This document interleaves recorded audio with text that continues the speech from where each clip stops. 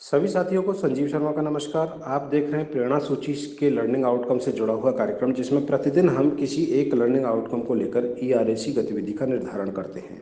आज हम बात कर रहे हैं कक्षा 4 के गणित विषय के एलो कोड M413 यानी 413 के बारे में, जिसका विषय है सामान्य गणित एवं डेटा संधारण। आइए देखते हैं इसके लिए हम किस प्रकार की गतिविधि कर सकते हैं। जैसा कि आप देख पा रहे हैं कि हमारा आज का लर्निंग आउटकम कुछ सूचनाओं के कलेक्शन से जुड़ा हुआ है, यानी डेटा कलेक्शन से जुड़ा हुआ है। तो इसके लिए हम किस प्रकार की गतिविधि कर सकते हैं। सबसे पहले कक्षा में जितने भी छात्र हैं उनको 4-4 के समूह में विभक्त कर दें। प्रत्येक समूह को अब एक कार्य सौंप दें। एक पेपर ले लें, उसमें एक पर्ची पर यह कार्य लिख सकते हैं।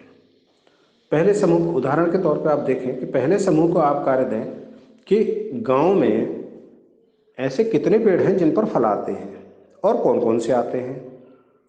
आप ये उदाहरण के तौर पे ये देख सकते हैं यहाँ पर, जैसे कि आम के पेड़ कितने हैं, अमरूद के पेड़ कितने हैं, पपीता के कितने हैं, नींबू के कितने हैं, या और भी जो फल हैं उनको यहाँ लिख सकते हैं।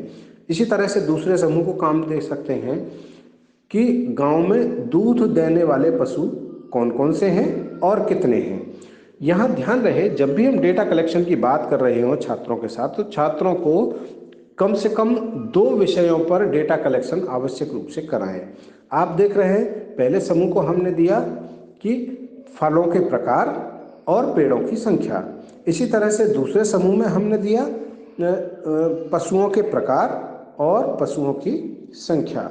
इस प्रकार डेटा एकत्र करें छात्र, और डेटा एकत्र करने के बाद जब समूहवार डेटा प्रस्तुति की जा रही हो आपके साथ, तो बोर्ड पर इनको टेबुलेशन फॉर्म में तालिकाबद्ध करते हुए, सूचीबद्ध करते हुए छात्रों को बताएं कि इनको लिखने का सही तरीका ये है। अब इस सूची को हम ग्राफ के रूप में किस प्रकार से प्रेजेंट कर सकते हैं। बार ग्राफ सबसे एक सरल और आसान तरीका होता है। तो बार ग्राफ के रूप में प्रस्तुत करते हुए छात्रों को यह स्पष्ट करें कि किसी भी सूचना का एकत्रीकरण करने के बाद उसको इस प्रकार से हम प्रस्तुतिकरण दे सकते हैं। और जब आप ये चर्चा कर रहे होंगे, ये ध्यान रहे कि छात्रों से ऐसा डेटा कलेक्शन करने के लिए कतई न कहें जिसका उनको कोई अनुभव ना हो, अर्थात उनसे जुड़ी हुई चीज़ों के बारे में ही डेटा कलेक्शन करते हुए दिखाएं। आप देखेंगे कि धीरे धीरे उनकी समझ बहुत अच्छे से स्पष्ट होती जा रही है। तो इस प्रकार से इस लर्निंग आउटकम को हम प्राप्त कर सकते हैं। आप कोई और अन्य प्रकार की गतिविधि अपनी शिक्षण योजना के लिए तैयार कर सकते हैं। तो कराते रहें गतिविधि और हासिल करें प्रेरणा लक्ष्यों को। हम बनाएंगे प्रेरक प्रदेश उत्तर प्रदेश। जय हिंद, जय शिक्षा।